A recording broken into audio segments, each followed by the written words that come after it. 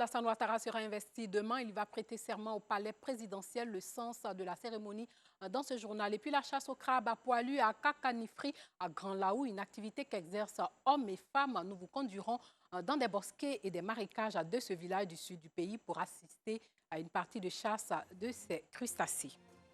Bonsoir et bienvenue dans le journal. L'investiture du président Ouattara, c'est demain. Il doit être investi avant de prendre fonction, comme il est de coutume.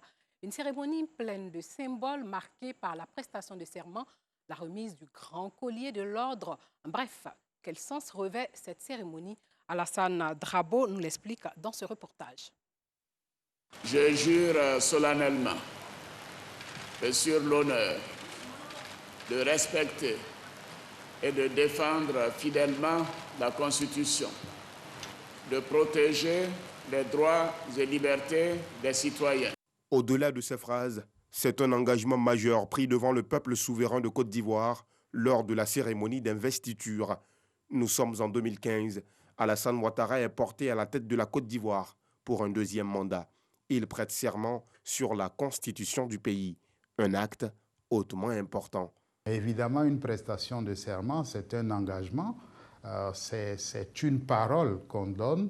C'est pour cela que c'est une parole qui doit être très forte et qui doit aussi exposer la personne qui la profère, qui la proclame, à des sanctions si jamais elle ne tient pas parole. Et comme il est de coutume, il reçoit des mains de la grande chancelière le grand collier de l'ordre, tout un symbole. C'est un symbole très fort. Pour porter un collier comme celui-là, tu es obligé de donner ton cou à quelqu'un. Tu es obligé de baisser un peu la tête. De la même manière que le président baisse la tête lorsqu'il demande le suffrage de chaque électeur, de cette même manière, le jour de l'investiture, le président, en toute humilité, va se retrouver et il va se trouver également devant Madame la grande chancelière qui vont avoir à poser des actes qui vont lui donner la suprématie, disons, les pleins pouvoirs. La cérémonie d'investiture est celle qui entérine la caution du peuple sur le choix de celui qui présidera aux destinées du pays pendant 5 ans. Une cérémonie hautement importante, mais peu connue des Ivoiriens qui n'y ont souvent jamais assisté. Je n'ai jamais participé à une investiture du président de la République.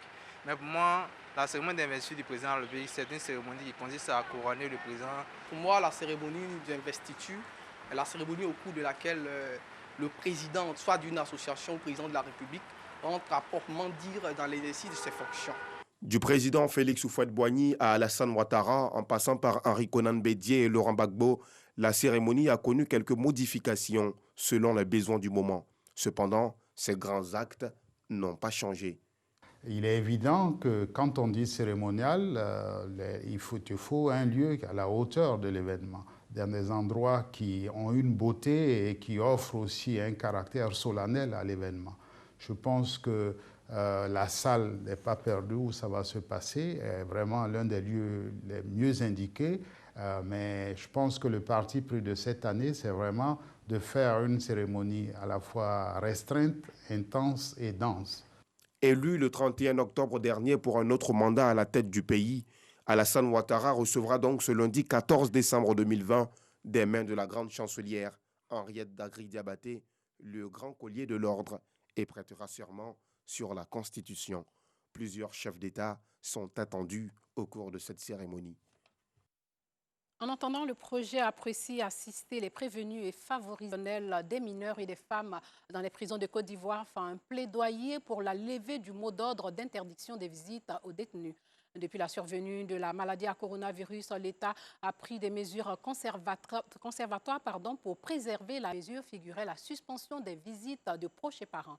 Aujourd'hui, la recherche a évolué et les cas actifs sont en nette régression en Côte d'Ivoire, d'où le plaidoyer de l'APRECI. Clément Boko a assisté à la conférence de presse tenue par cette organisation à l'occasion de la Journée internationale des droits de l'homme.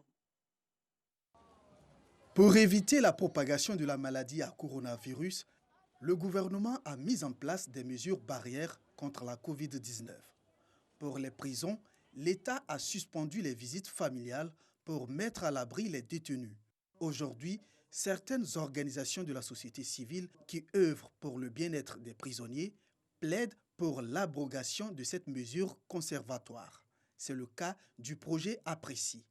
Assister les prévenus et favoriser la réinsertion socio-professionnelle des mineurs et des femmes dans les prisons de Côte d'Ivoire. Nous sommes conscients du fait que l'État a pris des mesures vraiment salutaires au début de la pandémie de la Covid-19. Ces mesures même qui nous ont permis aujourd'hui de pouvoir contenir la maladie sur toute l'étendue du territoire et même dans nos prisons. Jusqu'à ce que des solutions telles que le vaccin soient trouvées, nous sommes obligés de vivre avec la maladie. Mais ça ne doit pas être pour autant un moyen de pouvoir restreindre encore les libertés de nos frères qui se retrouvent dans les prisons ivoiriennes. Dans les prisons de Côte d'Ivoire, des dispositions ont été prises pour le lavage des mains, pour le respect de la distanciation, pour le port du masque. Ces mêmes dispositions peuvent être prises pour permettre aux parents, aux amis, aux ONG de pouvoir rentrer en contact avec les détenus pour leur apporter le réconfort moral, psychologique en cette période difficile qu'ils traversent. Avec l'appui financier de l'Union européenne, le projet Apprécie a sillonné les 34 prisons du pays pour sensibiliser autorités pénitentiaires et détenus sur les risques liés à la Covid-19. L'organisation espère, avec ce plaidoyer, poursuivre ses activités au sein des établissements pénitentiaires pour une meilleure assistance aux détenus. Gervais Diako-Dioman est le nouveau chef du village d'Azito dans la commune de Yopougon. Il fait partie de la génération Tchagba. Cet ingénieur en télécommunication a pour mission de réunir les fils et filles de ce village ébrié. Georgette Ido revient de la cérémonie de présentation du nouveau chef du village d'Azito. Chants et danses pour accompagner le nouveau chef Gervais Diako-Dioman de la génération Tchagba du village d'Azito dans la commune de Yopougon. Gervais Diako-Dioman a été désigné par la génération Tchagba d'Azito pour présider désormais la gestion administrative et financière du village. Ce samedi 12 décembre, ces notables élus ont été présentés aux habitants du dit village. Cette cérémonie marque la fin de gestion de la génération Dougbo au pouvoir depuis plus de 20 ans. Nos dévanciers nous ont laissé la gestion du pouvoir, mais nous l'avons aussi accepté avec joie. Et nous allons ensemble avec eux mener et travailler de sorte que le village Azito, hommes, femmes, enfants, halogènes, et que tout le monde soit en joie. Le nouveau chef et son adjoint ont reçu la bénédiction et la caution du doyen d'âge, le patriarche Denis Diako-Dioman, au foyer d'Azito. Le passage d'une génération à une autre pour le peuple hatchan en pays ébrié est signe de maturité et de sagesse. Gervais Diako-Dioman entend mettre l'accent sur la paix et le développement du village. Nous avons d'énormes projets et pas mal d'ambitions pour le village d'Azito.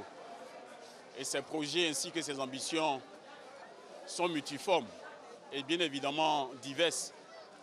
Parce qu'on peut parler de l'éducation, on peut également parler de la santé, dans le domaine du foncier, rien que pour développer notre village. Marié et père de 3 enfants, le nouveau chef du village d'Azito est ingénieur en réseau télécommunication. Il sera intronisé fin décembre. Le Maroc a lancé une réforme scolaire. L'histoire et la culture de la communauté juive vont bientôt être enseignées aux élèves de ce pays où l'islam est religion d'État.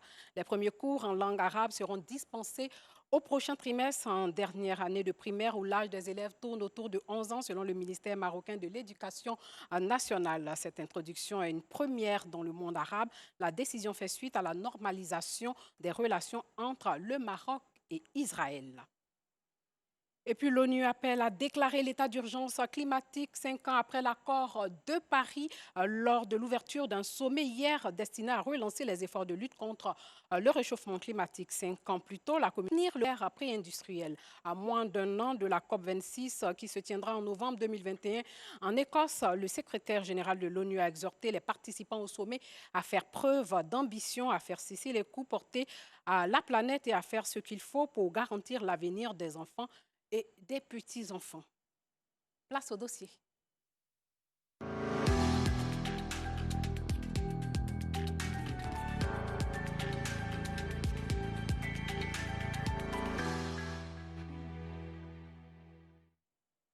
Savez-vous que pour avoir des crabes poilus dans sa besace, avant de les commercialiser, relève du parcours du combattant? Il faut se lever de bon matin et aller à la chasse. Oui, le crabe poilu se chasse. Et attendez-vous à faire face à des obstacles, tels que les bosquets, les épines. Notre reporter Dangui Dangui a assisté à une partie de chasse au crabe poilu à Kakanifri, c'est à Grand Laou, dans le sud du pays. Village de Brafédon, dans le département du Grand Laou, au sud-ouest de la Côte d'Ivoire. En route pour une plongée dans l'univers de la chasse au crabe poilu, nous embarquons pour un petit village du nom de Kakanifri, la capitale des crabes poilus. Le moteur de 15 chevaux nous propulse au large de la lagune Tagba en direction de Tokouzou aux Alem et change notre regard sur la cité des trois eaux. Les salades d'eau douce et les herbes ont pris la berge en otage, mais cachent mal le potentiel touristique de la localité qui crève l'œil partout où le regard se pose.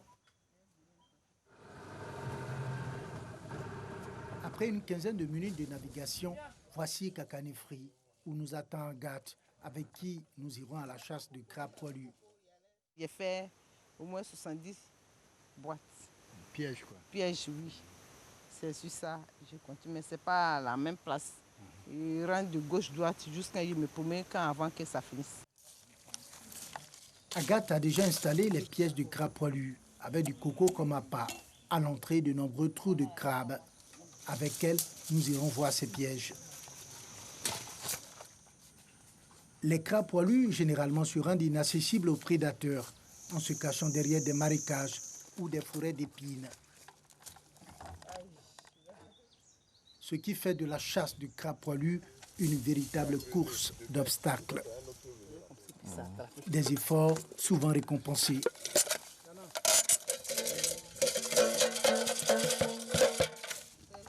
Malgré les difficultés, Agathe adopte une attitude durable en jetant les petits crabes à l'intérieur de son piège. C'est petit, c'est trop petit. Le crabe là, il est trop petit. Il est trop petit. Donc on le laisse quelques 2 semaines après ou bien 1 mois après, ça grandit et puis on les attrape. En pleine forêt de ronces, nous rencontrons Elisabeth et son fils. Comme nous, ils sont également à la chasse de crabes poilus. On souffre. Alors, il y a un peu à baisser pour chercher là. C'est fatigué aussi. Et où on vient là, c'est trop long. C'est ça.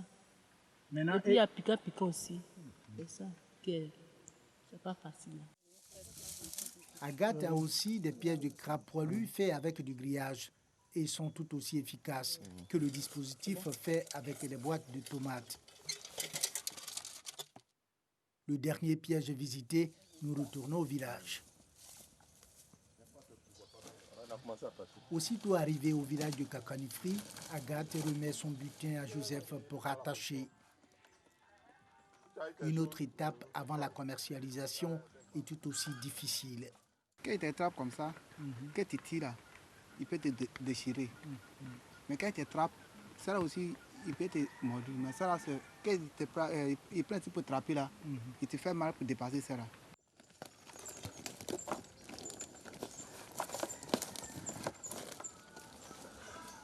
Tano vient acheter des crabes poilus ici à Kakanifri depuis 8 ans. Il y a combien dessus? C'est 9. C'est 9 crabes dessus. 9 crabes. Oui. Le produit est bien prisé, mais la filière rencontre des difficultés. Pendant les saisons pluvieuses ou plus abondamment, sincèrement, nous ne trouvons rien parce que nous sommes venus aujourd'hui. Les moyens de déplacement sont venus sans avoir ce que nous avons besoin. Et puis nos clients, puisque si nous n'avons rien, les clients aussi ne gagnent pas. Des fois, ça peut nous perdre des clients. Il faut sauver la filière du crabe poilu, selon Tano. Les gens demandent beaucoup parce que normalement nous autres, le monde n'a pas encore les contacts vrais avec peut-être les grands restaurants, mais avec la population surtout de Beaunois, parce que c'est eux qui en mangent beaucoup. Donc ça peut nourrir son homme s'il y a une bonne clientèle. Avec la déforestation, les crabes poilus se font de plus en plus rares. Cela augmente le risque de voir les chasseurs de crabes poilus s'introduire dans le parc national d'Azagny, juste à côté. Voilà, c'est la fin de ce journal. Portez-vous bien.